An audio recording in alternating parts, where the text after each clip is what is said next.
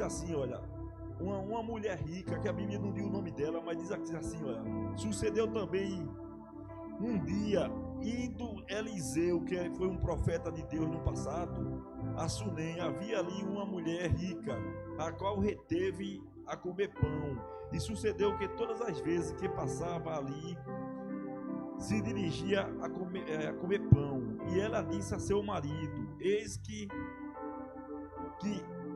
tenho observado que este que passa sempre por nós é um santo homem de Deus. Façamos ali, pois, um pequeno quarto junto ao muro, e ali lhe ponham uma cama, uma mesa e uma cadeira e um candeeiro. E há de ser que, vindo ele a nós para ali se retirar, e sucedeu que um dia veio eles ali, retirou-se aquele quarto e deitou-se ali.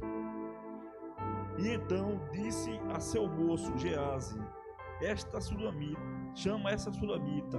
E chamando ele a ela, se põe diante dele, porque lhe disseste: dize-me, eis-me que tu nos tem tratado com todo desvelo, que há de se fazer por ti?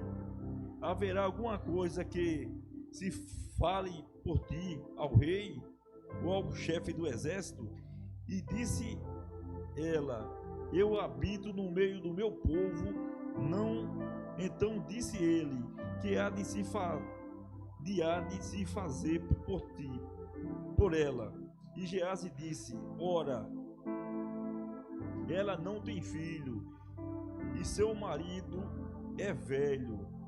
Pelo que disse ele: e chamando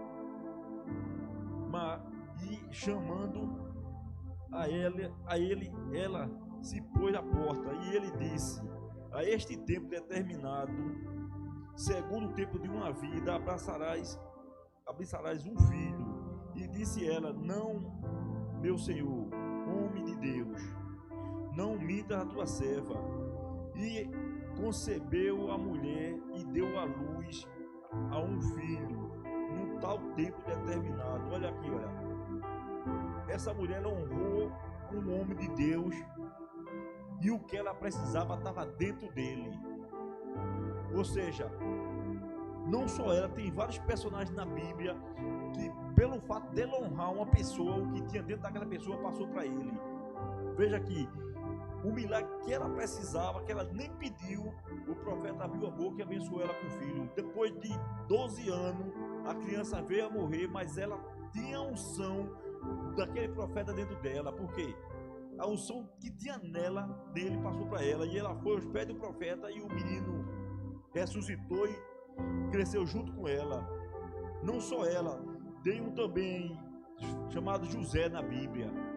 José era judeu, do povo de Deus. Daquele povo de Deus era o povo que andava assim, barbudo, com cabelo grande. E José estava preso na prisão. O faraó teve um sonho. E José, na hora de se apresentar diante de Faraó, a primeira coisa que ele fez foi se barbear. Porque o egípcio, ele era todo barbeado, todo depilado. Então não era normal o povo de Deus fazer aquilo. Mas na hora que ele foi se apresentar diante de Faraó, ele honrou o Faraó dessa forma. E o poder de Faraó, o Faraó tirou na hora o anel e passou para a mão dele, e disse que naquele lugar ninguém mandava mais do que Faraó, a não ser o rei, depois de Faraó, a não ser José. E José passou a ser o governador. Por quê? Ele honrou ao governador daquele local, daquele momento. Então o que acontece hoje? Hoje o filho não aprende a honrar o pai em casa, chega no trabalho, não honra o chefe. Aí o que acontece? Na primeira oportunidade que tiver, o chefe se livra dele. Aí ele diz assim: eu não duro em trabalho nenhum. Por quê? Você não se coloca à disposição da empresa, você não procura honrar a sua liderança. Porque quando você está numa empresa e você está honrando a sua liderança, o que acontece? Quem está ali no comando vai estar sempre trazendo você para perto dele, porque sabe que pode contar com você. Agora, o princípio da honra está aqui, olha. Para salvação não, para salvação você vai ter que aceitar Jesus para poder ser salvo. Agora, para viver bem na terra, tem que cumprir bem os princípios. Tem muito ímpio aí se dando bem, porque não conhece a palavra, mas ele honra princípio. Ele sem ter conhecimento da palavra, ele paga o tributo dele, ele paga a energia dele, ele paga a água dele, sem nenhum conhecimento da palavra. Então, na terra ele vai viver bem. Agora, para ser salvo, tem que levantar a mão e aceitar Jesus diante dos homens. Fora isso aí, olha, não tem salvação não, porque ninguém é salvo pelas obras. Porque se fosse assim, quem tinha condições financeiras conseguiria fazer mais obras do que qualquer um que não tem, para ser salvo. Mas para viver na terra tem os princípios. Isso não são um só não, são vários. Porque o primeiro é esse, é o pai e mãe, que hoje está ficando esquecido dentro lá. Parece até que pai não é nada mais. Que mãe não é nada mais. A turma diz assim, mas meu pai era um bêbado. Aí eu vou citar um exemplo. Se eu chego bêbado na minha casa hoje, dá o direito de meu vizinho entrar na minha casa, pegar o que eu quiser, eu deixei de ser dono. Eu vejo um filho aí que não quer nem falar com o pai. Isso é um rapaz. Um rapaz, quando o telefone dele tocar, você dizer, peraí, vou atender meu pai aqui. E não importa o que ele for, você só está na terra por causa dele. Por causa dele. Então, quando a Bíblia diz honrar pai e mãe, não só diz que se ele for um ótimo pai, se ele for um pai presente, não. O pessoal tem o costume de dizer assim, olha, amor só de mãe, o sacrifício de pai não vale nada não. Eu vi meu pai lá em casa, criando 11 filhos, parecia 11 lagartas bravas para comer. E muitas vezes, meu pai saía para trabalhar, porque hoje as empresas dão o café, dão o almoço, mas naquele tempo não dava. Meu pai saía para trabalhar, muitas vezes levou um duro para comer, e a gente em casa sem saber da só queria, e porque queria. 11 pessoas para vestir, para comer, que não para de comer, comendo direto. Mas quando mais vê comida, mal ou estica. Aí veja, aí o sacrifício do homem desse não serve nada não. Hoje eu crio um somente eu criei um somente, eu vejo a dificuldade para criar um. E o que o meu pai passou para criar esse pessoal todo? Cadê a honra que o filho não presta atenção que o pai faz? Eu tenho certeza que o maior amigo de um filho é o pai. Jamais o pai vai querer ver o filho no buraco. E é o primeiro hoje que está sendo desonrado dentro de casa. Pelo filho, pelas filhas, porque se junta a certas amizades e perde totalmente o bom costume que aprendeu dentro de casa. Por causa de uma amizade que conheceu ali hoje. E não se vê, olha, que por causa dessa amizade, eles são afastados até do próprio Deus. Passa para satisfazer a vontade de um amigo, esquece que tem um compromisso na igreja.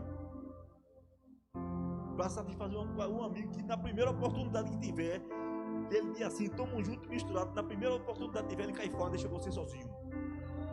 Porque a gente vê hoje, olha, Deus, a Bíblia diz que ele permanece fiel, mesmo se eu não for fiel, Deus permanece fiel a mim. Mas a gente vê como é a humanidade de hoje, a pessoa se casa hoje por causa de uma palavra maldita que a esposa coloca na presença dele, ou vice-versa, os dois amanhã não querem nem se falar. Aí você vê as duas pessoas bem próximas que foram unidas no casamento, que quem se casou não tem o temor de Deus e não preza pela aliança. Porque hoje, eu posso dizer, graças a Deus, eu já passei de 34 anos casado com essa daqui, olha. E eu digo uma coisa, nunca dormi no sofá. Eu mandava ela quando ela já estava aí. Porque quando você se casa, você sabe que nem a cama é sua só. Então, quando eu estava namorando, a gente brigava, eu pegava, saía queimando de minha bicicleta e ia embora para casa. Agora, hoje, a gente mora debaixo do mesmo teto, a gente vai dormir no sofá, eu digo, vai você, eu não. Então, eu nunca dormi no sofá. A cama é dos dois, ela não pode tirar a minha parte, né? Mas, graças a Deus, a gente vive bem. São 34 anos juntos e experiente até que a morte separe. Mas é só colocar Deus no casamento, ter o temor ao Senhor e saber a parte de cada um. Porque hoje a mulher quer direitos iguais, mas a Bíblia diz aí que a mulher sabe edifica a sua casa. Tem uma história que a mulher pode estar onde tiver. Eu acho que cada um tem um papel na sociedade. Não é que cada um pode estar onde tiver, não, porque depois que eu me casei, eu não posso estar onde eu quero. Eu devo satisfação a ela.